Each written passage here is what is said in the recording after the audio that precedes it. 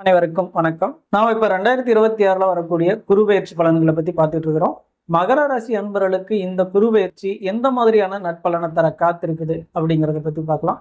மகர ராசிக்கு என்ன ஆதிபத்தியம் பெற்றவரா குரு பகவான் வராரு அப்படின்னு பார்த்தோம்னா, 3ஆம் இடம் என்கின்ற முயற்சி, அதன் மூலமாக கிடைக்கக்கூடிய வெற்றி, இளைய சகோதரம், சிறுதூர பயணங்களால் ஈட்டக்கூடிய லாபங்கள், இதையெல்லாம் சொல்லக்கூடியவராகவும், 12ஆம் இடம் என்கின்ற விரயஸ்தானம், அயன சயன போகத்தை சொல்லக்கூடியது, கணவன் மனைவியின் இல்லற வாழ்க்கையை பற்றி சொல்லக்கூடிய இடமும் 12. இந்த இடங்களுக்கு ஆதிபத்தியம் பெற்ற குரு பகவான் இந்த காலகட்டங்களில் பெயர்ச்சியாகி வர்றது நல்லதா, சிறப்பா மகர ராசி என்பவர்களுக்கு அப்படின்னு பார்த்தோம்னா, கண்டிப்பா இது சிறப்பான காலகட்டங்கள் தான்.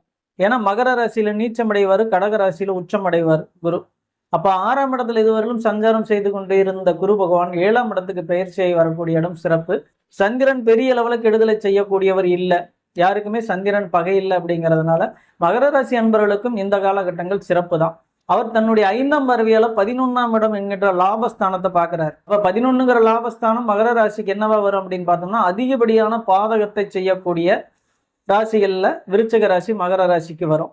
அப்படிங்கும் பொழுது இந்த இடத்த பார்க்கிறாரே குரு, அப்ப பார்க்கக்கூடிய இடமெல்லாம் பெருகும் இல்லையா, அப்ப பாதகம் அதிகமா நடக்குமா அப்படின்னு நீங்க கேட்டீங்கன்னா அப்படி இல்லைங்க. கண்டிப்பா பாதகஸ்தானத்தில் இருக்கக்கூடிய கெடுபலன்கள் நீங்கி நல்ல நற்பலனை தர காத்திருக்கு.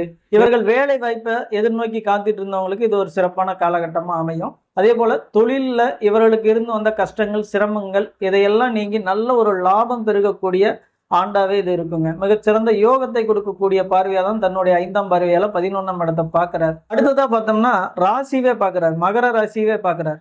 அப்ப ராசியை என்னைக்குமே குரு பார்க்கறது மிகச்சிறந்த ஒரு யோகம். அந்த ராசி அன்பர்களுக்கு அருமையான யோகத்தை தரக்கூடியவராகவே அமைஞ்சாரு அப்படின்னு சொல்லலாம். இதுலயும் மகர ராசி அன்பர்களுக்கு அங்கேயே சனி பகவான் இருந்தாருன்னா இன்னும் ஒரு சிறப்பை கொடுத்துருது குரு பகவான் இந்த காலகட்டங்கள் அப்படின்னு சொல்லலாம்.